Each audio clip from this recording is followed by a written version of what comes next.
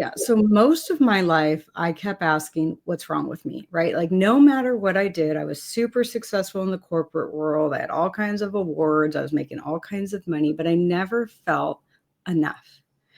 And I had my son when I was 34 years old and had postpartum depression. And I had no idea about postpartum depression. Nobody talked about it at that time. You have no idea like what it does to your brain and your body. And there's a lot of shame in it, right? Yeah. And so that's kind of where my journey started. But then I didn't honor my postpartum depression. I went back to work because basically I was told if I didn't go back to work, I was going to lose everything I'd worked so hard for.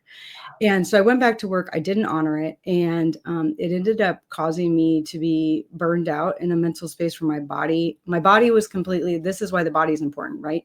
The body tells you everything. So if you are burned, if you're burning, yourself out, your body is going to have too much cortisol. That's going to create, problems with your liver, your kidneys, all of these different things. Yeah. And so, and you know this, right? Because you work on health and things like that. And Yeah. so what will happen is your body will make you stop if you don't listen to the other cues. It sure will. Right? You know this. You've talked Like, about your thyroid thing. Yeah. It will make you stop. And so there's a book, I think it calls like The Body Talks or The Body Never Lies or something like that.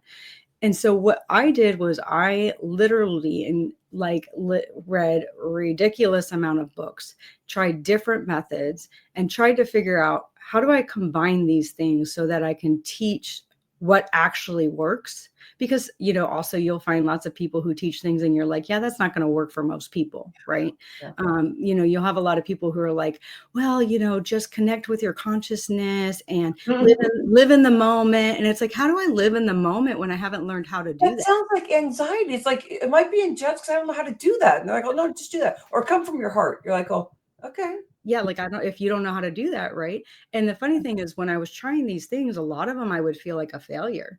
Like, a lot of people know Eckhart Tolle, great teacher, all of these different things.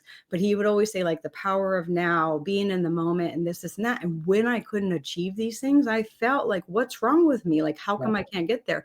And it was because even though I wanted to be there, my pathways, so that thinking of the grass thing, were created already, and I couldn't get out of them unless I learned the tools how to.